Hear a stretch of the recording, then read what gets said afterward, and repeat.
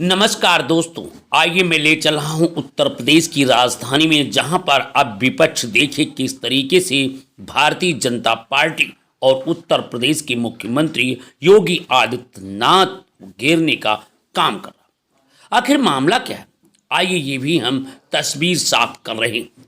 बताया जा रहा है कि उत्तर प्रदेश के मुख्यमंत्री योगी आदित्यनाथ ने उत्तर प्रदेश की स्पेशल पुलिस फोर्स का गठन किया। स्पेशल पुलिस फोर्स का मतलब है कि वो बिना किसी वारंट के घर में घुसकर किसी व्यक्ति को बिना कारण बताए उसे गिरफ्तार कर सकती है और उसे जेल भेज सकती है और उस पर न्यायालय तथा कोर्ट कोई भी कार्रवाई नहीं कर सकती। इस बात को लेकर के विपक्ष अब आड़े हाथ आ गया है और कह रहा है कि योगी आदित्यनाथ खासकर दलितों और मुसलमानों को धमकाने के लिए स्पेशल पुलिस फोर्स बना रहा है, क्योंकि जो भारतीय जनता पार्टी के खिलाफ जाएगा वह निश्चित रूप से यह स्पेशल पुलिस फोर्स उसका उत्पीड़न शोषण करेगा, जिसमें न्यायालय कोर्ट भी कोई कार्रवाई नहीं करे।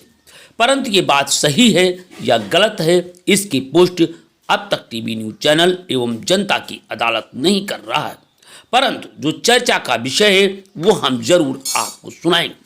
वैसे सोशल मीडिया पर इस तरीके की एक वीडियो सोशल मीडिया पर तेजी से वायरल हो रहा है, तो आइए सुनाते हैं। देखिए भारतीय जनता पार्टी पर किस तरीके का आरोप लगाया जा रहा है। जुल्म और सितम की खौफनाक कहानी की शुरुआत होगी।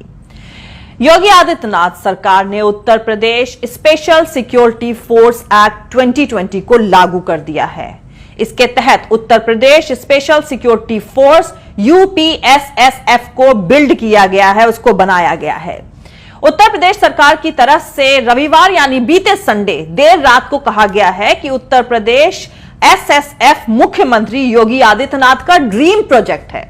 योगी जी के इस ड्रीम प्रोजेक्ट की सबसे अहम बात यह है कि इस फोर्स के पास वारंट के बिना ही तलाशी लेने का हक होगा और इस फोर्स का कोई भी मेंबर किसी मजिस्ट्रेट के ऑर्डर और किसी वारंट के बिना ही किसी भी इंसान को गिरफ्तार कर सकता है। मतलब इसके सिपाही बिना वारंट के आपके घर में घुस सकते हैं और आपको गिरफ्तार कर सकते हैं। और दूसरा, उनके इस एक्शन पर अदालत बिना सरकार की मंजूरी के रोक भी नहीं लगा सकती।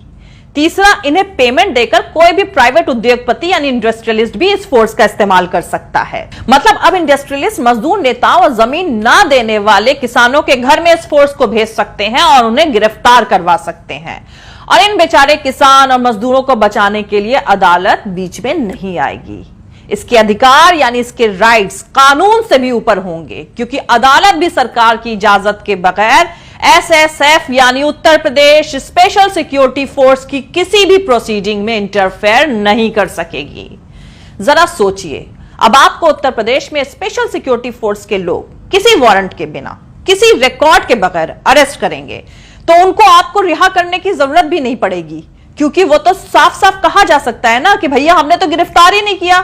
बस यही एक लाइन कहकर वो तो फ्री हो जाएंगे।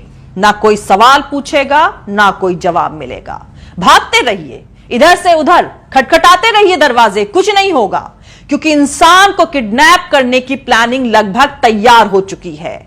आपके तमाम कोशिशों के बाद सिर्फ इतना होगा कि लोकल थाने में गुमशुदगी की रिपोर्ट दर्ज कर ली जाएगी। जाहिर सी बात है, हुकूमत के इशारे पर गलती से भी पकड़ लिए गए लोगों को जिंदा रिहा करने की कोई कंपल्शन, कोई प्रेशर नहीं होगा। और शुरू में इस तरीके से गिरफ्तार किए गए लोगों में सबसे ज्यादा मुसलमान और दलित होंगे। मुसलमान पहले निशाने पर इसलिए होंगे क्योंकि दाढ़ी बढ़ा रहे मुखिया तो पहले ही कह चुके हैं कि गद्दारों को उनके कपड़ों से पहचाना जा सकता है।